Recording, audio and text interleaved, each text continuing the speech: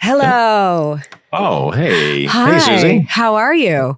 I'm good. How are you? I'm very well. We hosted, by the way, or I have hosted some of these events, the Represent.us. I know you're also like a big, I went to the Jennifer Lawrence one. It was, before we jump into it, it was really great. How great. Oh, nice. Yeah. Excellent. Director Paul Feig, director of Bridesmaids, one of my personal favorites, Ghostbusters, A Simple Favor, Last Christmas, and now The Housemaid with Sydney Sweeney and Amanda Seyfried. You are somebody that actors feel very safe with. And I feel like they, especially women, I feel like the female voice is something that you're able to capture. What is your experience and what do you think how do you how do you provide that safety? Well, having been an actor for, a long time, I had been in enough situations with directors who were didn't make me feel safe. And I don't mean safe like in danger, but just like creatively safe, where they would just kind of crack down on you if you tried something different or try to go off script or whatever. And then I would kind of shut down creatively. And I just never wanted that for anybody I work with. And so it's really just kind of creating a situation where they know they can try anything and also know that I'm not going to use it if it's something that we just kind of experiment with and it doesn't work. I'll never hang them out to dry that way. And so that reputation has kind of preceded me because, I feel like I've done a good job at making sure that everything somebody does works. Even if something they didn't think was going to work, if I test it in front of an audience several times and it works, sometimes like, look, I know you didn't believe in this, but it's really good. And then they'll go like, okay, I was wrong. I think that actually was good. I trust you now. Totally. Do you think, so when you're cutting a movie, there's sort of like the film that you film when you're on set, and I know this very well. We were producing this other project, and so there's you're filming something and then you're editing it, and then the final, it's like the edit is really where it's made or lost. How do you navigate when you're in the cave of the editing room? Well, I love the editing room. That's my favorite part of the process. I love production because I love working with all the people, but at the same time, that's the moment where you can screw everything up at any point whatsoever. Like people are like, oh, you're allowed to have a bad day. It's like, no, I'm not allowed to have a bad day. If I have a bad day, I have a bad scene. Mm-hmm. So it's getting all that stuff. And all I do, I always say on the production is I'm just feeding the editing room. It's just, I need a look here. I need this, like I'm missing this one word or I'm missing this kind of reaction. And so just getting stuff, sometimes even randomly, I'll just do a take just because I'm looking for one specific thing. And, the one producer's like, well, that wasn't a good take. It's like, no, I got the one thing I needed out of that. So don't worry about it. And then, then you get back to the editing room and it's just months and months of sorting through it and putting it together and trying it. And I do a lot of test screenings. I'll usually do my first test screening about 5 weeks into my director's cut, just because I just kind of go, okay, I think it works, but I'm not in love with it yet. So let's just see what's working, what's not. And then recording the audience and even filming them with night vision to see if they look interested, or if they're falling asleep. And then, you just keep working it until you have something that when you put it in front of an audience, it's going to work with the majority of every audience. But that's it's the hard part, but it's the fun part. And how do you navigate the notes of the studio and maintaining your creative vision? Because sometimes, that they don't always, like the Snyder Cut or, Yeah. So do you have a way to navigate those sometimes murky waters? Well, to me, it's test screenings, because that is the empirical evidence. Everybody can say, I don't think this works. I think this works. I like this. I don't like this. You go like, well, let's see what the audience thought, So it really helps shore up a lot. There's a lot of just controversy that goes away. And then it just comes down to sometimes a personal taste. And there's been a few movies I've had where, something will get a big reaction from an audience, but the head of the studio or whatever is either prudy or goes like, I don't like that joke. And then you that's when you kind of have to have a fight. But then you don't even fight. It's like horse trading. You have to be very political in this business. And I always like when I lecture to young, film students, it's like, you got to love the politics, because if you don't like the politics, you're going to go out of your mind. You got to look at it. That's the game part of what you're doing to get to getting what you want on the screen. And how have you been able to navigate like that so adeptly? Like, what would you say in terms of loving the politics of, because there are so many personalities and there are so many opinions and there are so many, it takes a village to create like a piece of art. And, so how have you done that so successfully and so well? Well, you have to sincerely respect the people you're working with. And you have to find in them what the truth is and what they're saying.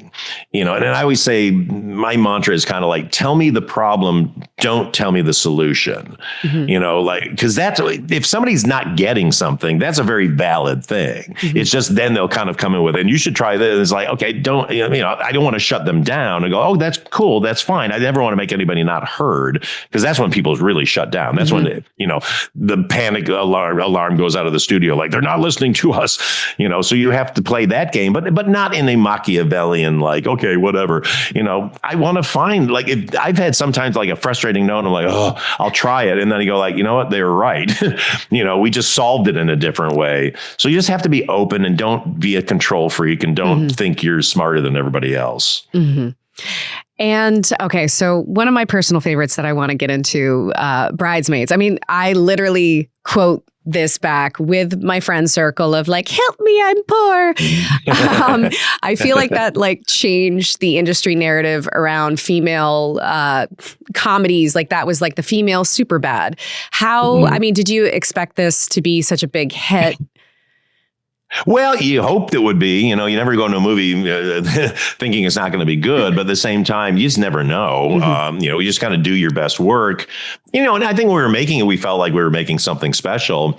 But then, even our test screenings, we had some trouble with people, like the most hated scene for our test audience that they would always write was the dress shop scene, like because I think they felt guilty that they were enjoying such a crazy, crude scene. So I like our, I don't know what about the test scores and everything. That movie never got above an 89. We never got into the 90s with that movie, and I think it's just because of that. Some people just pulled back. And so going into our release, we weren't tracking that great.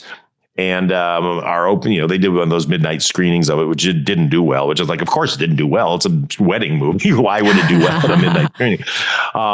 But then the day it came out, it just suddenly built and built and built. And then we knew we had this kind of hit. And then what really made us a hit was we never were number one at the box office. We never dropped. We just weekend to weekend, we just would go down like single digit percentage wise. And so we just hung around for a long time. That's amazing.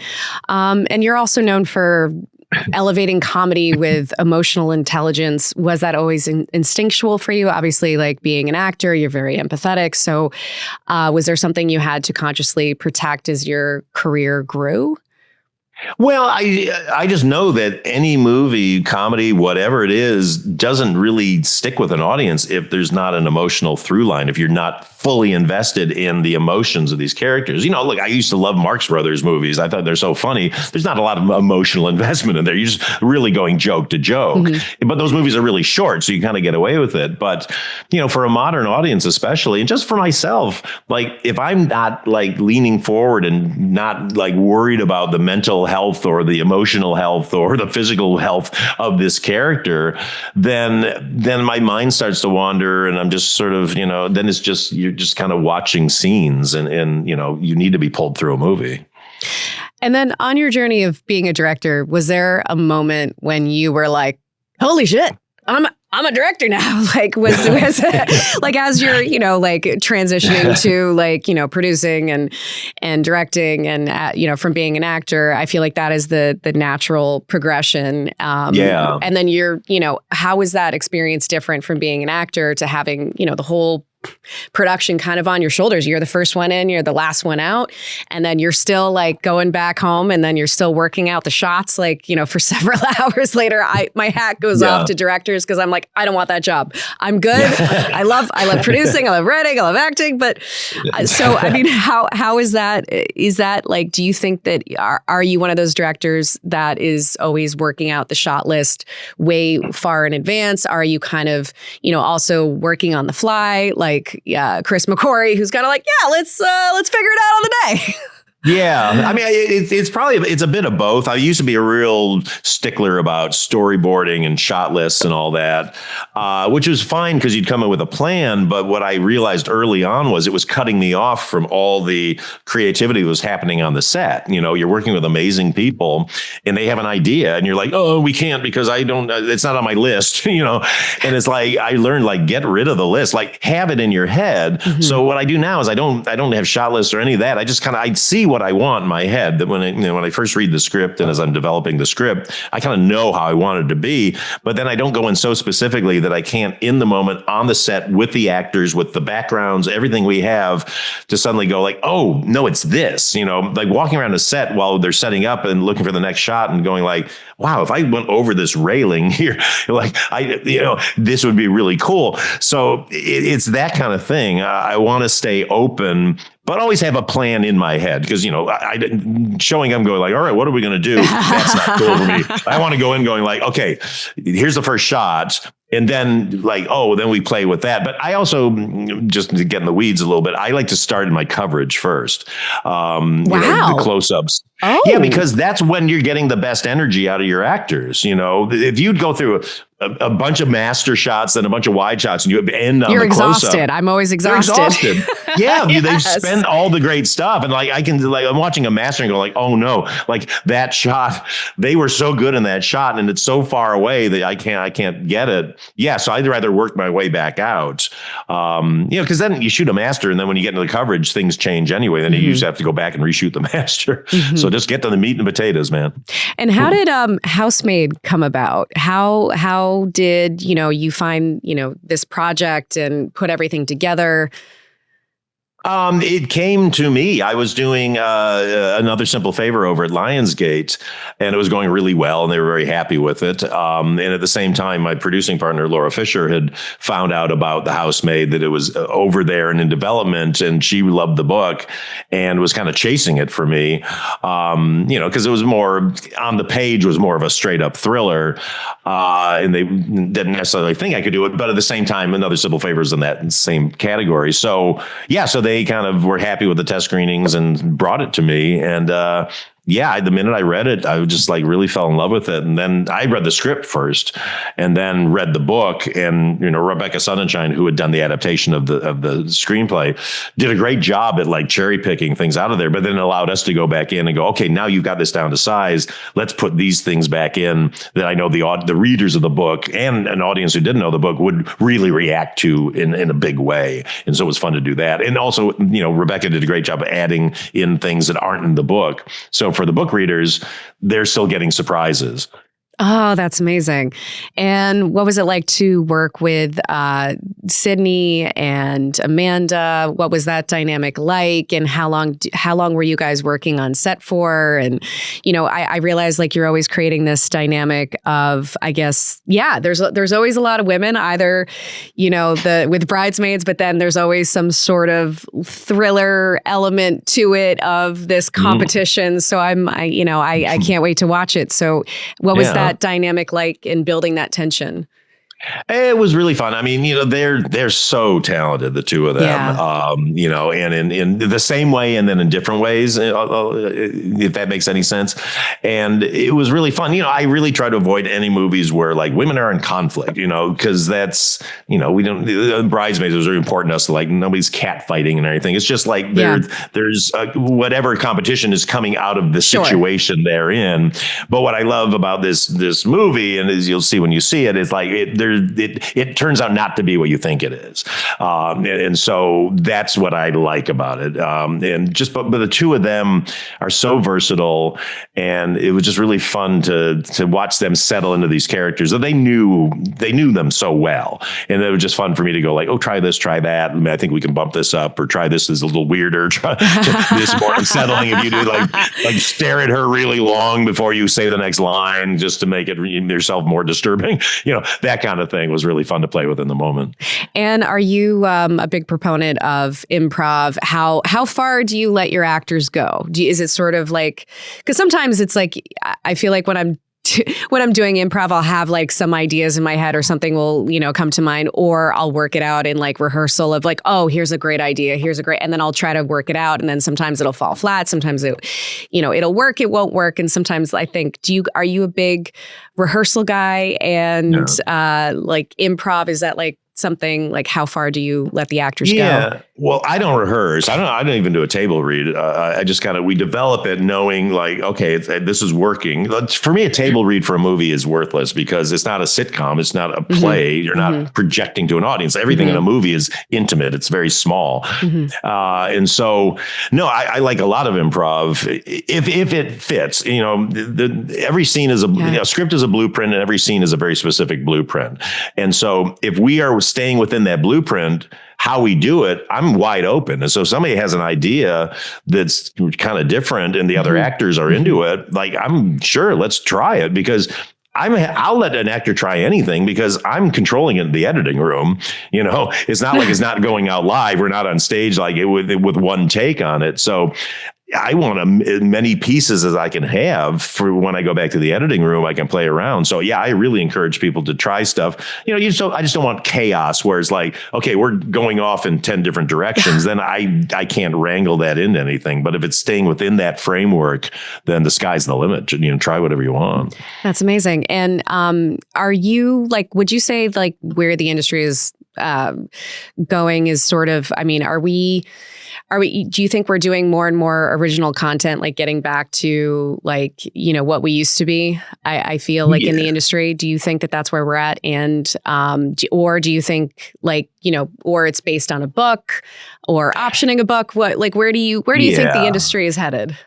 Well, it's a mix. The great thing is that audiences now have so much that they can see and get, that they're very discerning about what they're going to watch. So gone are the days when you're like, well, you like this movie, so we're just going to do the sequel, and it's not that good, but you'll just come see it because you liked it. And audiences now are going like, why do I need to see this? And so I think we're in a great mix of originals. The town is open to originals, but at the same time, if you have some kind of IP behind it, it's like a book or some other property that makes it stand out to people, that's helpful. But I think people aren't just going to buy anything just because it's based on something they know. Everything has to look really undeniable to them. And that's the word in our company we use all the time. Like, what's the undeniable idea, whether it's original or it's a book or just something they know. But it's a meritocracy now. People are demanding quality and things that are different. And I think that's great. That's amazing. And last quick question, is there any like fun story that happened on set that like was a really amazing, hilarious memory? Our schedule is so short on this. We had 34-day shoot. Oh my God.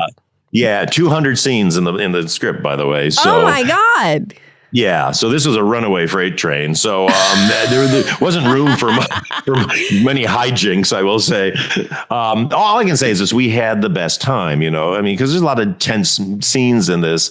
And those are kind of fun ones to work on because people, the minute it's done, everybody wants to laugh or make a joke or something. And so we just laughed a lot on the set, I will say. That's amazing. Paul, well, thank you so much for being on, and good luck with everything. And I can't wait to watch The Housemaid. Thanks so much. I really appreciate it. Thank you. Good to see you. Cheers. Cheers. A whole nother level.